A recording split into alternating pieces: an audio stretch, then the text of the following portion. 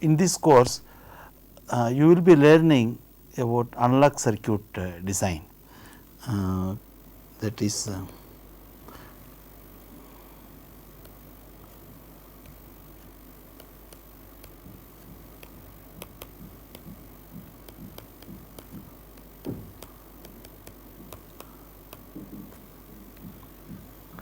now in this course we will concentrate on three aspects. One is how to design an analog circuit, how to design a analog circuit, and then the second aspect is we will also concentrate on the so called error budgeting.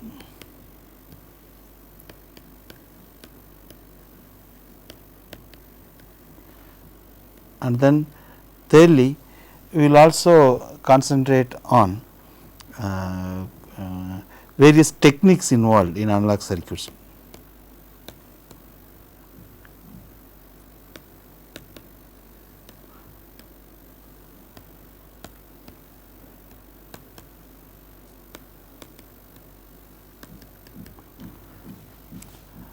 So, these three are very important in analog circuit design.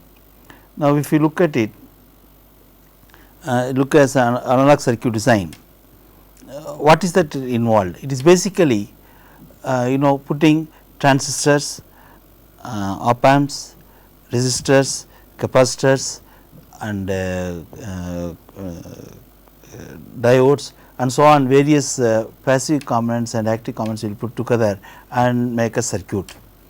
Now, if you analog circuit design is is partly a art, partly science actually, because you need lot of analytical thinking to put together these components in a working manner, so that you will get the desired result. And this needs the designing analog circuit needs lot of analytical thinking and lot of experience as well. So, you have to keep doing many circuits, then only it will come to you. Then the second aspect is when you are designing a circuit, for example, you design a temperature controller circuit or temperature indicator circuit. When you are doing that, it is essential that you should know whether the desired accuracy is achieved in this circuit or not. For that we should understand what are the various errors involved, and then how to compute the various errors, and then finally put together what is the total error that is expected in the circuit in the worst case scenario. Because in analog components what happens is that you have op amp, but then if I take say 741 op amp, that whatever error that you are getting depends upon the particular piece of 741 that you are using. For example, if they say offset voltage drift is not same for all the 741s. You know the maximum value, you know the minimum value. So, while designing we have to consider what is the worst case error that is expected. So, one should know how to compute these errors for a given analog circuit, that we call it as error budgeting. This we will concentrate very much in this circuit. Similarly, we also should know various techniques involved, like for example, if I am measuring a capacitor, then just following the basic principle of capacitor measurement is not enough. We should know what are the various techniques already existing for the measurement of capacitance, so that there are no stray capacitance is not involved and so on. That kind of things are must. So, we also should know various techniques involved in designing analog circuit. So, these three things will be concentrated in this course very much. And the problem in analog circuit design is that you do not have very many books concentrating on actual circuit design. You have books on error budgeting and techniques involved, also you do not have very many books. However, these two books what I am going to give here will help you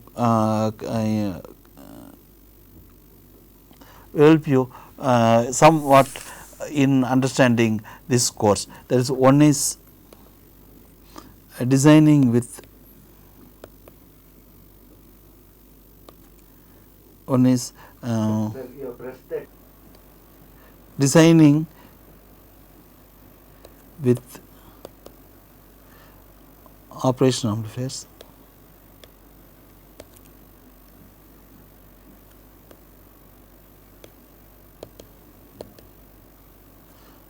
And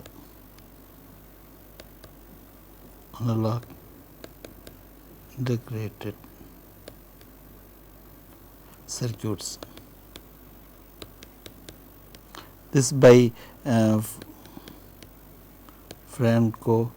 Yes, this book is good for the error budgeting, and the second book actually is by Paul Horowitz and Winfield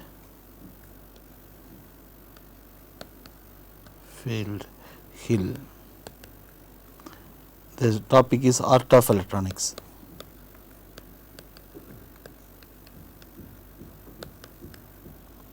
So, these two books are good for you for reference, and the first book, the Franco, yes, it actually gives you lot of information about error budgeting, and this art of electronics gives you a lot of information about circuit design techniques actually. So, this is about this course. Now, we will first see what is the background that you need to learn this course.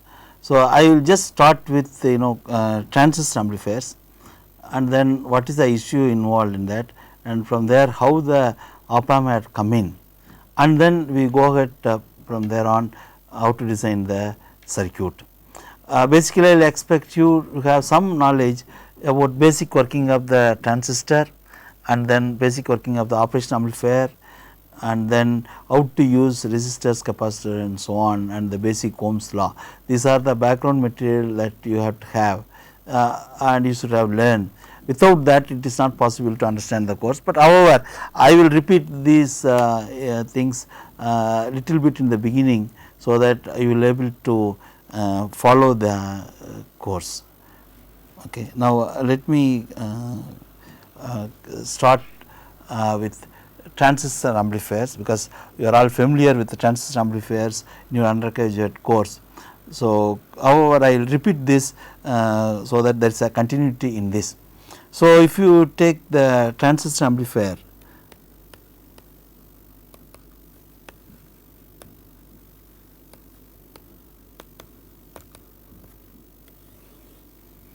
now the transistor amplifier circuit, if we look at it, it looks like this. You take, for example, I take NPN transistor, then if you look at the amplifier, that looks like this. You have a power supply here, and then you have one resistance connected at the ground side, then you have two biasing resistors,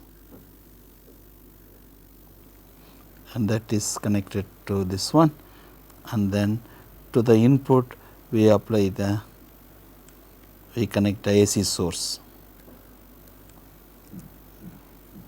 So, you have the supply is connected here, essentially you have a DC source connected here. So, you have a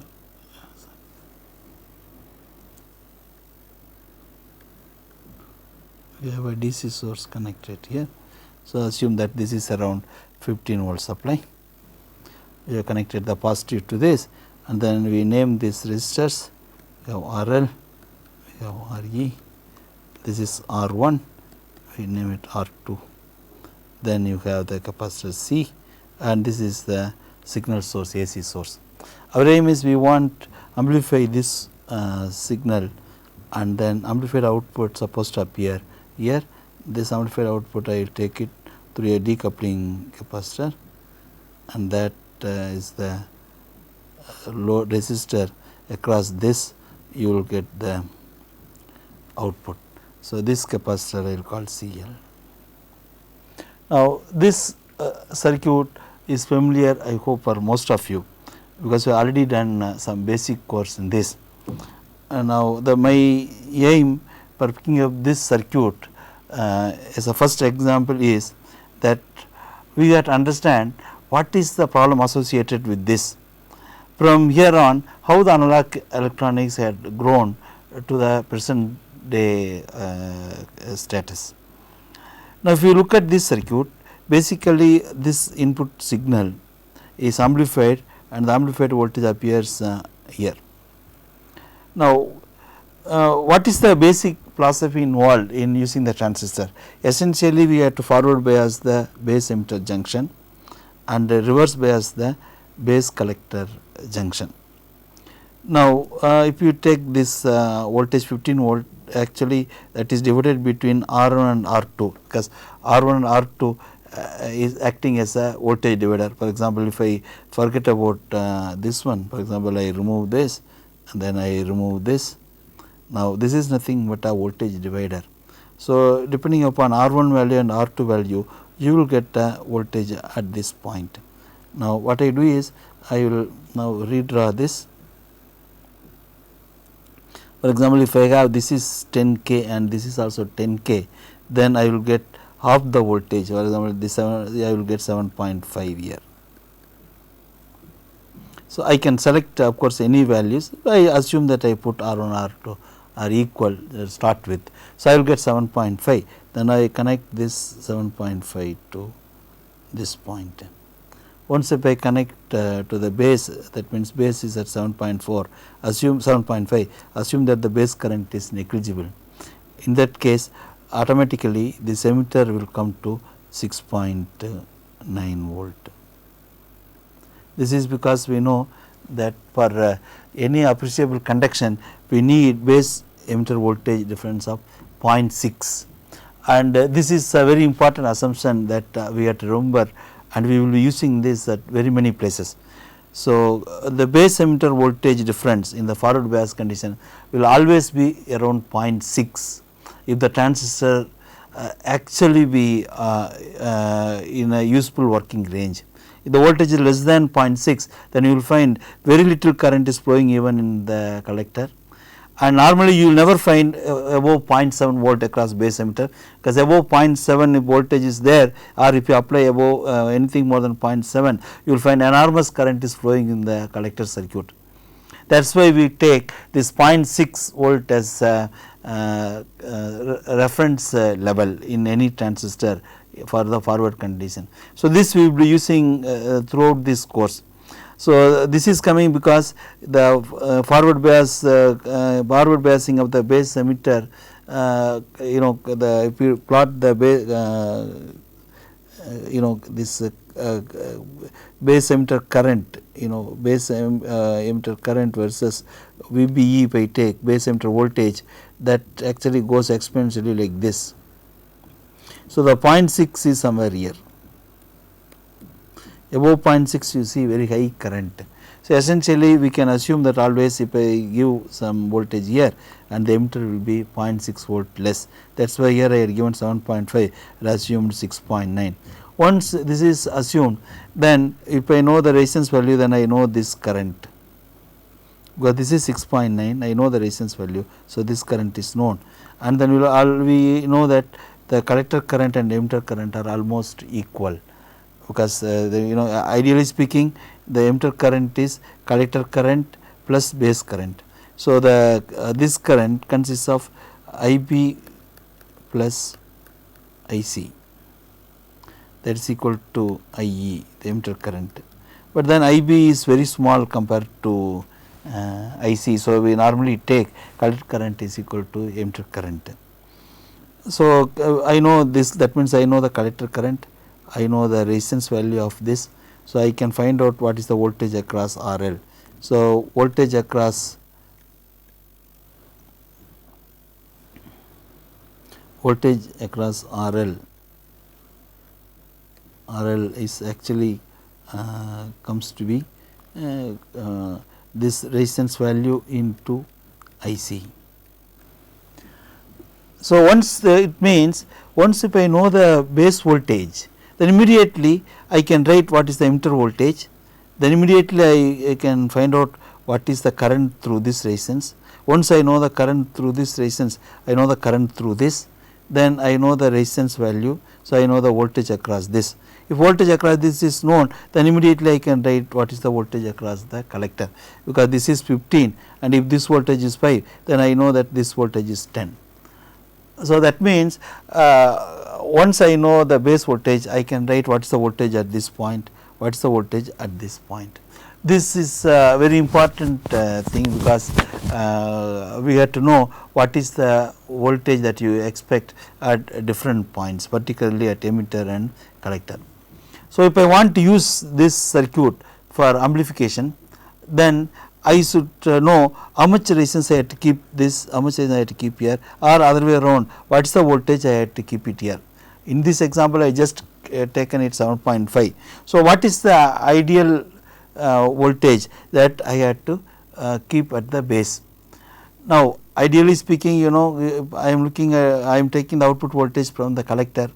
So, the output voltage it will be AC, that means the voltage will go up and then come down. If it is a sine wave, then the voltage will go up and come down. So, if I want a equal swing, ideally keeping this at 7.5 is best.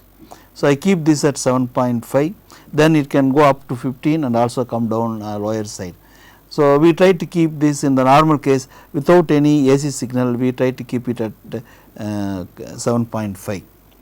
So, how to keep this at 7.5, and then also we have to decide what is the gain that we want. Assume we want gain of 10.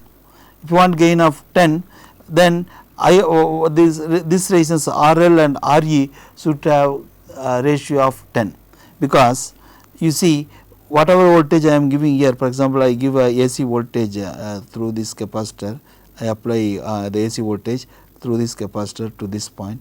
Now, at this point you will get the DC voltage plus this AC voltage, both are added together and coming. So, if we take this one, so voltage at this point will be this AC plus whatever the DC voltage that is given by this R1 and R2. So, this voltage will be amplified and then coming at this point. But we know whatever change that is happening here, that have to happen here as well, because this and this are differ only by 0.6. If it is say if it is at 7 volt, then this will comes to 6.4. If it is 8, then this comes to 7.4. So, basically leaving that initial difference of 0.6, at any time whatever change that is happening here, that is happening here. That means, if I give a signal, AC signal here, if that AC signal appears here, the same AC signal will be appearing across this resistance. So, if the signal is 10 millivolt, then you will see that the 10 millivolt automatically comes across this resistance RE, and we know that this current is same as this current. So, if the signal voltage is 10 millivolt, the 10 millivolt AC is appearing across this along with the DC, then automatically the AC, the 10 millivolt AC produce a varying current here, that also will produce a varying current here. So, here also you will get a AC automatically. So, the AC voltage will be more if the resistance is more, the AC voltage will be less if the resistance is less. So, basically the gain is determined by the ratio between RL and RE. So, the gain of the circuit is actually given by RL by RE. So, if I need a gain 10, for example, I need a gain 10, then I have to make sure this ratio is factor of 10. Now, for example, I can take this as 1K and I can take this as 10K, then I can expect gain of 10. Okay, you fix this one and then you have fixed this one. Now, we have to fix this R1 and R2. Now, if it is 1K, then if I want to keep this one at 7.5 volt, that is a midpoint of the power supply, because power supply is 15 volt, I want to keep this at 7.5.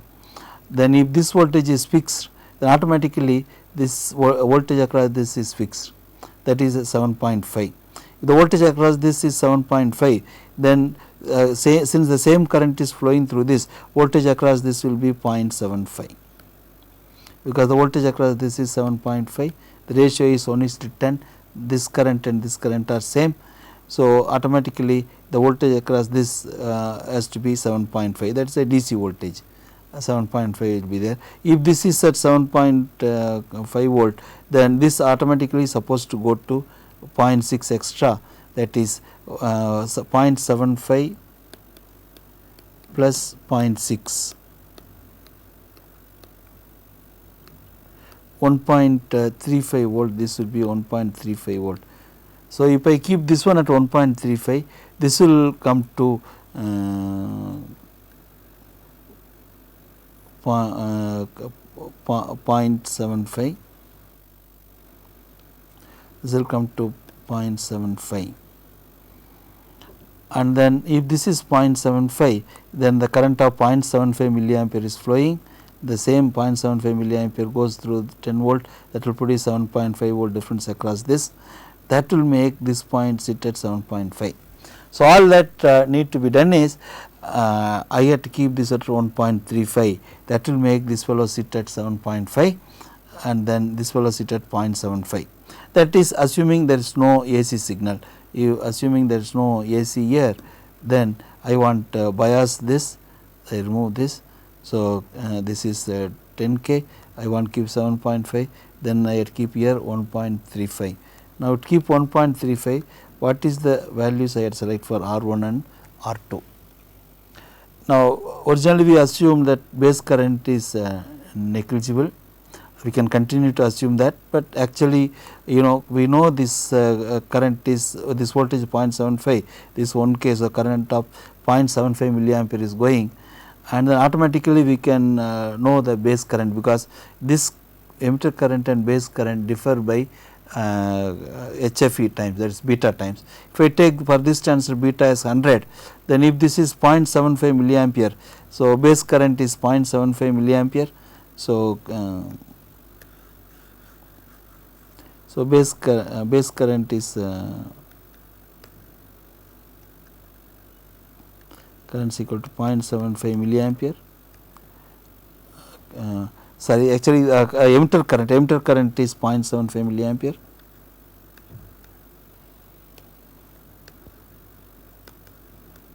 Emitter current is 0.75 milliampere. That means base current will be 0.75 milliampere by 100. Here we are taking 100 as beta of the transistor. So, that will give you around 75 milliampere current at the base, because 75 microampere, that is coming as 100, actually 75 will be 750 divided by 100, 7.5 microampere current. So, this base current comes out to be 7.5 microampere. So, this current is 0.75 milliampere, this turns out to be 7.5 microampere. So, actually there is a small current through this. Now, we select this current more than this 7.5 milliampere to make it this current has no effect on this voltage division. I fix this current 10 times more than this. So, I fix 75 microampere for this. So, the essentially if I see this, now I need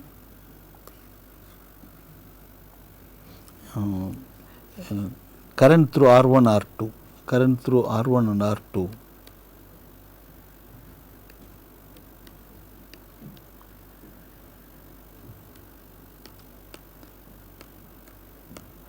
R2 will be 75 microamps, that is I have taken 10 times more than the base current. So, I know the current through this, I know the voltage at this point is what is required is 1.35 volt. So, 1.35 volt, and then I know the current through this. So, I can select this resistance, then I can select this resistance as well. So, this R1 R2 can be selected that way. Now, once that is selected, then we can apply the voltage, because this is we kept this one at 1.35. Now, I can apply the voltage here, AC voltage through this capacitor. This actually blocks this 1.35 volt from getting shorted. So, this capacitor is required, but this AC goes through this and that is applied across here, and then you will get whatever this. Suppose if I put 10 millivolt here, the same 10 millivolt, that is 7.5 plus this 10 millivolt comes here, and that produce AC variation across this, and the same variation is taking place here, and then you will get 10 times amplified voltage at this point. Now, this type of amplifier is very popular, and all that you need to do is that you select these resistors correctly. That is, for example, we want 10 gain, I put a ratio of 1:10, then you get amplified by a factor of 10. And we also know that when the voltage increases here, for example, when the input voltage goes up like this, then this also will go up like at this point by equal amount. Suppose if this goes up by 10 millivolt, this also goes up by 10 millivolt, then the current increase will be 10 millivolt divided by 1 k, that is the increase in current. Similarly, when the AC voltage goes down, this current also will decrease by the same amount. So, here also the current increases by the same amount and then decreases by the same amount, that is when the voltage is increasing at the base, this current is increasing, when the voltage decreasing, this current is decreasing. Then if you look at this point, then when the current is more, you have more voltage drop. So, voltage at this point comes down, because voltage at this point is 15 volt minus voltage across this. So, more voltage across this, it gives you less voltage at this point. That means, when AC is voltage is rising, the current through this is rising, voltage at this point is decreasing. So, that is what you get it like this. So, this is what it looks at the input, and you get at the output the inverted voltage, that is essentially you get the input is like this, then you get at the output 180 degree phase reversal waveform comes here, and of course, this amplitude is 10 times more than this. Now, this AC circuit working was good, and people are using this basically during the Second World War or even before that, predominantly for radios, amplifying the radio signals. Radio was the main thing at that time before Second World War, that radio usage was the main thing for electronics, and everything was centered around only radio. That is because at that time they need mainly this AC voltage to be amplified for radio use. But then when they are trying to use this amplifier for DC application, then this amplifier started giving many problems. For example, if I try to see how to use this for DC amplification, then immediately we get into many problems, like for example, if I have the same transistor amplifier, I want DC gain of 10, then what I do is I will put this, I put this resistance, then apply the voltage, then I know that I have a gain of 10, so I put this 1 k and 10 k, ratio of 10, then the gain comes 10. Then I have to bias this, because I want to keep this one at the midpoint 7.5, so that when the signal is applied, this will go up and down. So, I want to keep 7.5, then I know that if I want to keep 7.5, then 7.5 volts drops would be here, then 0.75 volt drop here, and this has to be kept at 1.35. Then I can do that by selecting these resistors, this R1 and R2. Then if I apply DC, then I can put this and apply a DC voltage here. Now, if this voltage, if I vary, then voltage at this point will vary, and voltage at this point will vary, and voltage at this point will vary. Then this DC voltage will get amplified, and then you will have more change than what change that you given at this base. So, by looking at this voltage, I can say what is the voltage that is applied here, but then this looks fine from theoretical point of view. However, when they were using this, they found the voltage at this point was changing, even if the supply voltage was changing also. So, if the supply voltage changes, for example, if it goes from 15 to 16, then you will find originally when there is no voltage was here, this was sitting at 7.5. The soon that when it goes to 16, then this voltage also will increase, or then this voltage also will increase, then you will find this voltage is decreasing. So, with supply also this voltage will be changing. Similarly, other serious problem is then when temperature changes, then this transistor which is kept in the ambient temperature, the temperature of this also changes. When that happens, the base emitter voltage which was there, say at room temperature, the base emitter voltage was 0.6 for a given collector current.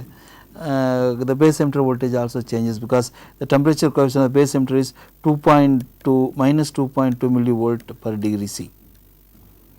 That is, for every 1 degree temperature rise, the base emitter voltage decreases by 2.2 millivolt. That means, even if this supply voltage is constant, even if this base voltage is constant, if for example, the temperature at 25 degree C, if the temperature is, if the base emitter voltage is 0.6 and if this is sitting at 1.35, this you will get it as 0.75. This is the condition at 25 degree C.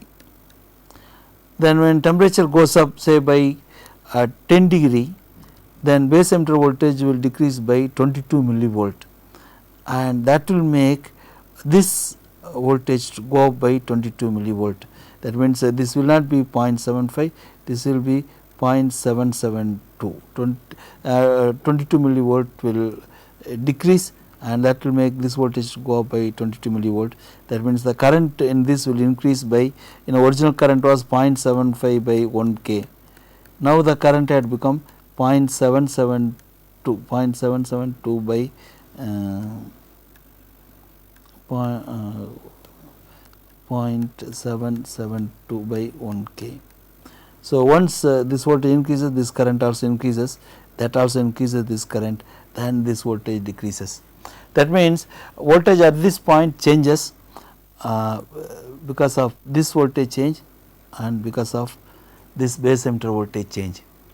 Now, this is a serious problem, because we are looking this point, voltage at this point to reproduce what is happening here, but then voltage at this point is not dependable, because voltage at this point changes even if this changes or if the temperature changes.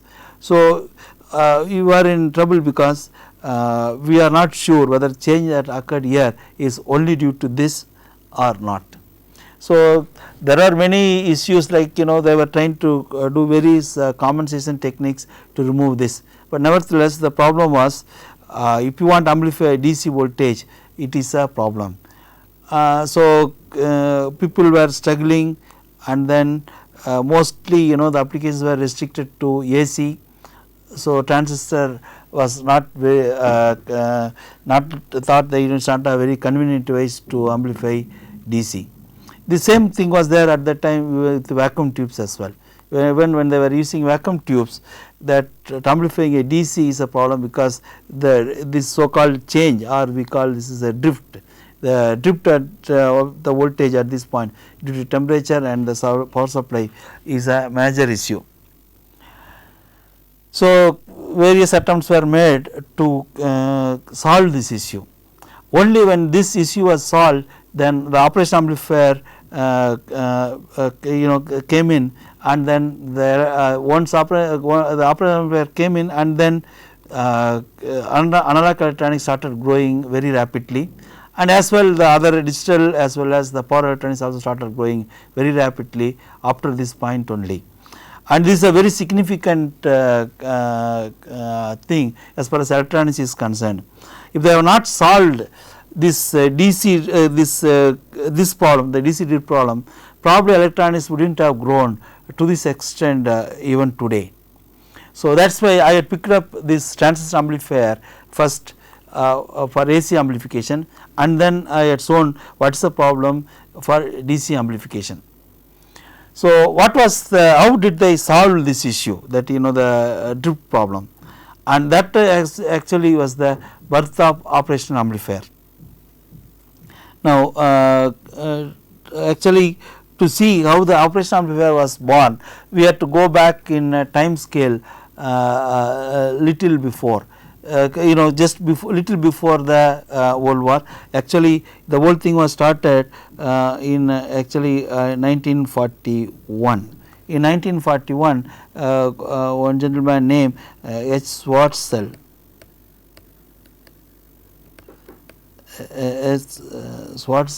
was the one who published who patented one small circuit which actually opened up a new topic. Now, if you look at Schwarzschild's work, what is that he had done? Basically, what he had done was that basically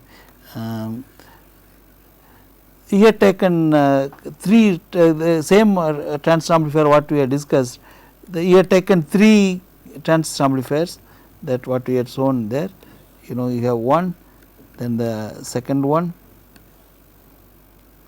okay. Then he had put one more,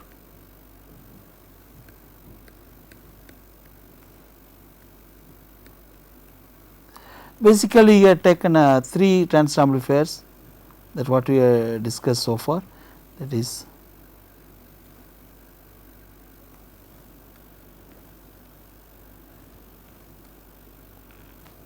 then he was trying to amplify applying the DC voltage and then try to get the output here, and then this were all directly coupled here. Of course, he had put some biasing network here, and then I will not get into that right now. To explain this, what he had done is basically he had connected this essentially with this, then here put in the input, for example, I connect a minus supply with respect to ground, then at this input I give. So, whatever voltage that is here is applied to this stage, then this voltage is applied to this stage. That is basically three stages of amplifiers: first stage, second stage, this output is given to the next fellow, then this output is given to this stage, and this output was given back to the first stage. He has given back to this stage. So, this is given some supply voltage. In fact, he had done it with vacuum tubes. I had shown you the transistor equivalent circuit. He had taken three sets of vacuum tubes, and one output of the first stage output was given to the second stage, and second stage output was given to the third stage, and third stage output was given back to the first stage. And this is a major development as far as electronics is concerned, and this only led to the development of operation amplifier. What he had done is that he had applied minus voltages here. For example, if this is not there, if this is not connected, then the minus voltage would have made the this actually to conduct almost nil. So, you would have got high voltage here, the high voltage here would have put low voltage here, and the then low voltage here would have produced a high voltage here, because once this is this voltage is high, automatically you get high voltage here, and that makes this one go low. And if this is low and this voltage comes low, this one goes high. Once this is high, and suppose if I connect this back here, if this is high, then automatically this will go up, go high, and then this will come low, then that will make it high and that will come low. But then where it will stabilize, because if this increases, if this voltage increases, that forces this fellow to come low. If this comes low, for example, if this is low, then this is high, low, and this comes high. That means if this is high, it forces this what works around, and then forces this to come to low. And in case if it goes low, again this will force this one to come high. Eventually what will happen is, if I stabilize the loop by putting capacitors and so on, you will eventually see this fellow which is getting contribution from this as well as from this, the two contributors, one from this feedback voltage, another from the applied voltage.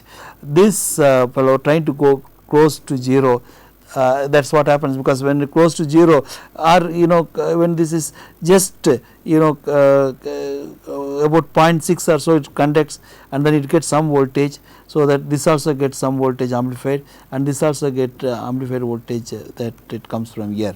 So, eventually what he had shown was that if I apply 5 volt here, minus 5 volt, you will get back plus 5 volt here. so that if this resistance and this resistance are equal, you will get almost close to 0. So, if I give minus 5, I will get plus 5. If I give minus 10, then I will get plus 10 here.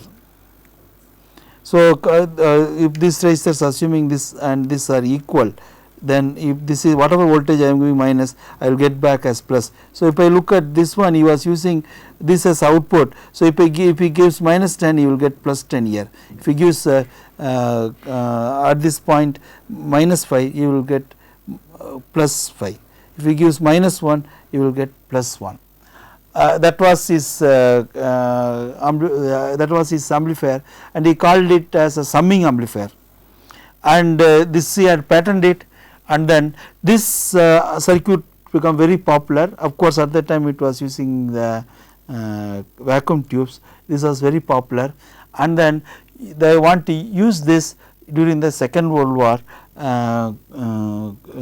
in the army, because during the Second World War, that around 1941, British island was attacked by Germans using aircrafts every day night actually.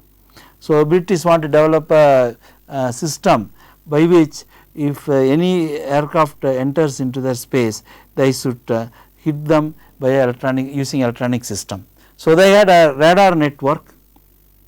So, radar shows the incoming aircraft, but then they had also they had a gun to hit the aircrafts, but then there was no link between this radar and the gun, because if the spot appears in the radar indicating the incoming aircraft, and if there is a system which automatically connected to the gun, then the gun if automatically directed to the aircraft, and if the gun fires the aircraft automatically, then there will be a sure success. But at that time they had this anti-aircraft gun was there, radar was there, but then there was no electronics to link automatically these two, so that the aircraft can be hit. So, in fact, the British government asked the USA to develop this system, so that when aircraft is detected by the radar, it is automatically linked to the gun, and the gun automatically directs the get directed, so that aircraft can be hit. So, the so called gun director, that is the gun director is nothing but the electronics that is to be developed, that work was given to the USA, and then it was actually given to MIT to develop this gun director. Now, MIT looked at it, and they found there was with the vacuum tubes at that time they had, it was very difficult to develop. Then this paper, the Schwartz paper was there, and it looked like a promising one, because it is acting like a summing amplifier. You give this plus 10 and minus 10 are summed at this point. He called it, in fact Schwartz called it as a summing amplifier.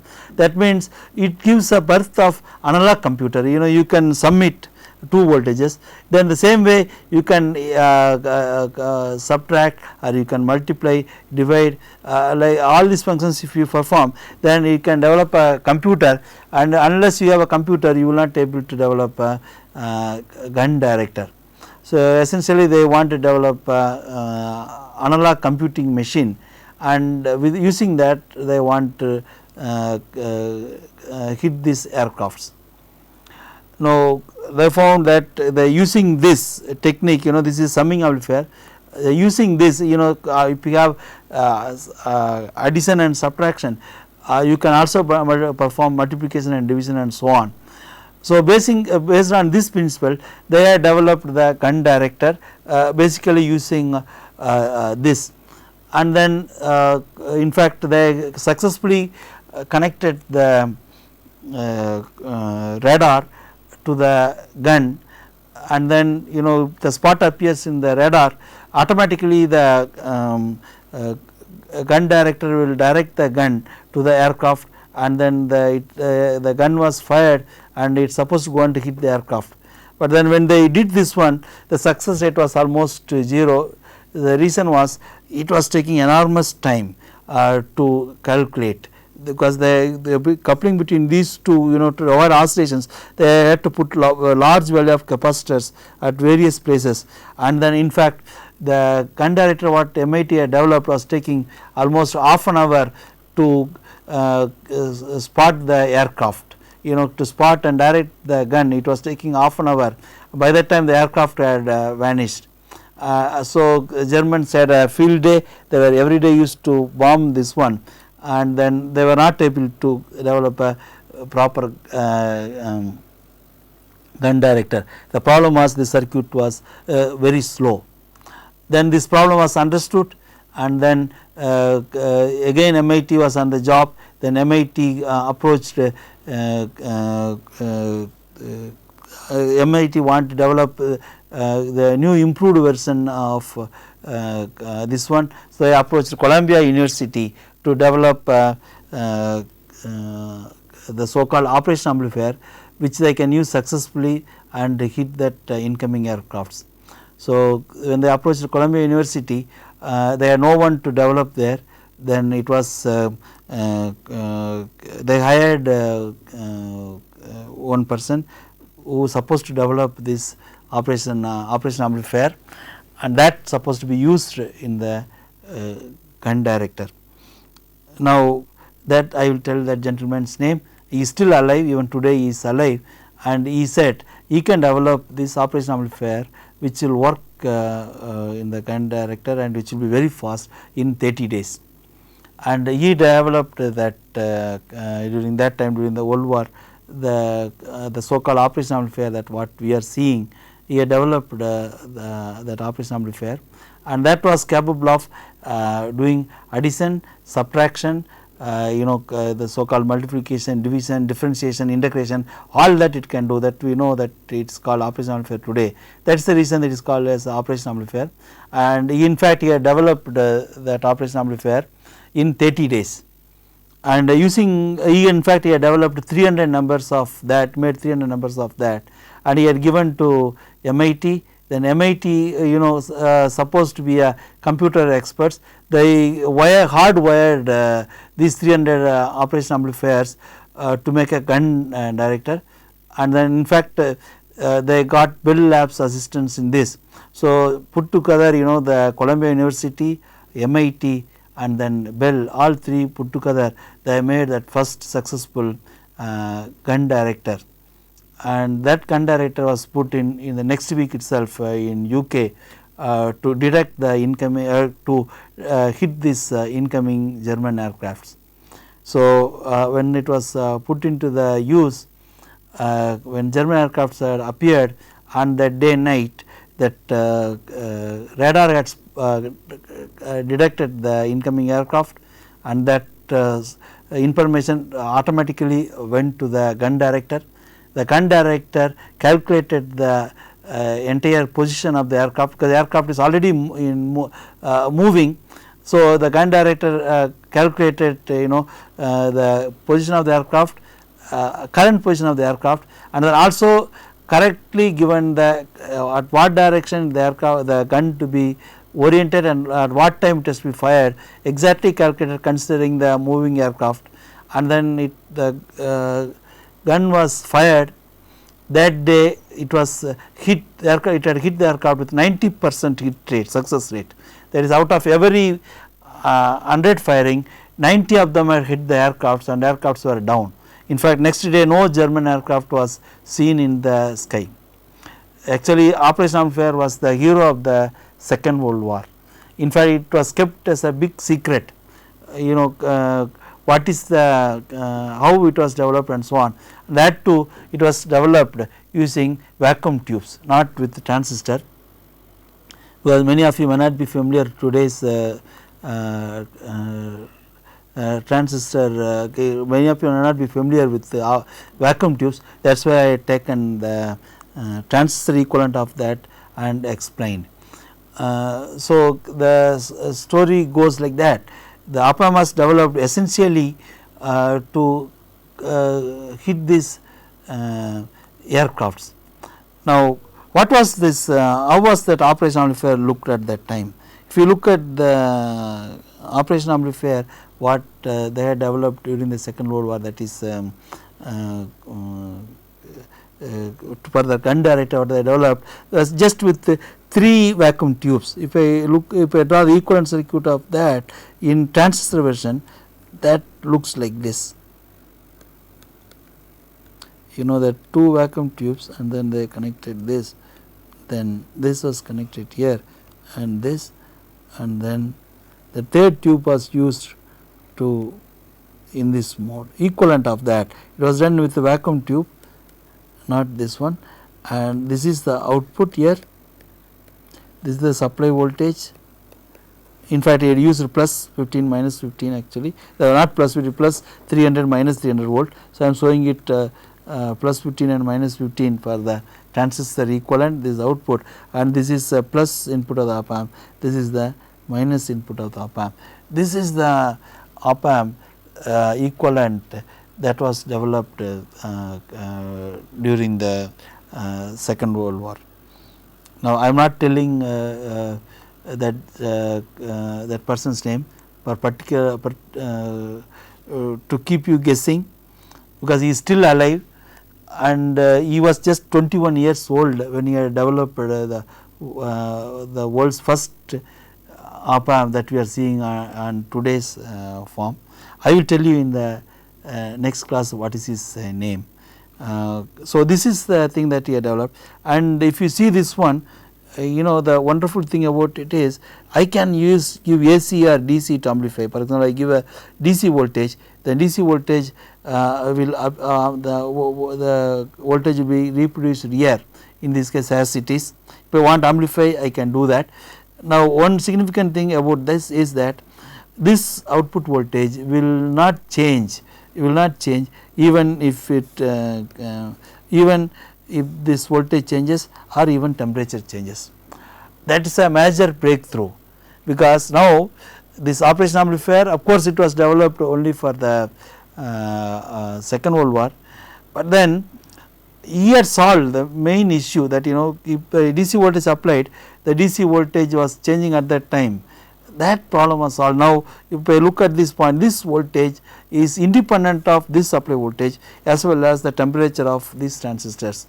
It only depends upon this. That means we can use this for amplifying the DC voltage. Of course, this also used for can also be used for amplifying the AC, and also we can know that today the operation amplifier is used for integration, differentiation, multiplication, division, addition, subtraction, everything, all that you can do.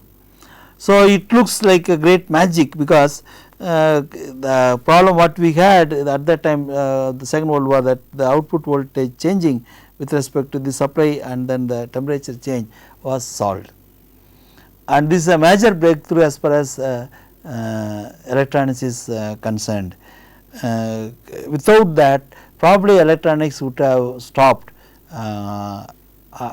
with radios, nothing else would have come. And also you have to realize that whole computer thing, the so called computer that we are seeing, there are digital computers, but then the first computer came only in analog, and with that analog computer and with op amp, they had a 90% hit rate of the incoming aircraft, that even today they can't get it with even your Pentium 4 processor actually. Partly because that today's aircrafts are much more advanced and so on, but nevertheless the credit should go to this hero of this Second World War. And then from then on, analog electronics as well as digital electronics and power electronics, everything had grown, and this is the breaking point. But then the gentleman who is responsible for this to happen, who had developed this in just question of 30 days at the age of 22, is almost forgotten, and no one is remembering him. And the sad story is even it's not sad story, I won't tell. He had given an interview recently for Electronics Design magazine. He is alive, that is good. in fact, after the Second World War was over, he started his own company to make various analog instruments, and he was supplying to US Army his instruments. Of course, he was supplying even as late as 2000. He was supplying, recently he had sold his company also. He was mainly supplying calibration instrument, so that the equipments are kept in a perfect shape. Probably electronics were not recognized him enough. However, it is very important to understand how we able to design this, how we able to solve this drift problem that was hunting everyone at that time, and that will give us good insight into the world of analog electronics. And this is very important because we will be using this technique very much in our in this course at various places to design the electronic circuits. So, you can go to the internet and see who is this gentleman who had developed this gun director during the Second World War. I will tell you that in the next class. So, if you put this quickly, if you look at what we have done today, we have started our discussion with explaining what is a transistor amplifier, how the transistor amplifier works. Basically, the transistor, whatever signal that you are giving, that is amplified with 180-degree phase difference here, and I had shown you how to select the resistance, this resistance and this resistance, because if I want to gain 10, then I have to make sure this ratio is 10. For example, this 10K and 1K gives me gain of 10. Then I should select these two resistance. That two resistance selection depends upon what is the voltage that I have to keep it here. If I have to fix this voltage, then I have to fix this voltage, because I know if this and this differ by only 0.6. So, to fix these resistors, first I fix voltage at this point. Voltage at this point invariably fixed at half the supply voltage. If it is 15, I will fix it at 7.5. Once this is fixed 7.5, then I know the current through this, I know the current through this, then I know the resistance value, then I will fix this voltage, that is 0.75, then this voltage is fixed. Once this voltage is fixed, then I will estimate the current here, then I will keep 10 times more current through this. So, you know the voltage at this point, you know the current through this, then you can select R1 and R2. So, that is about the transistor amplifier. Then the main problem was that the voltage at this point is changing with respect to temperature and the supply voltage. To solve that problem only, then we went to the operation amplifier, that was this circuit. This circuit amplifies the DC voltage here, and this voltage is independent of supply voltage and the temperature. How this happened, that we will see in the next class.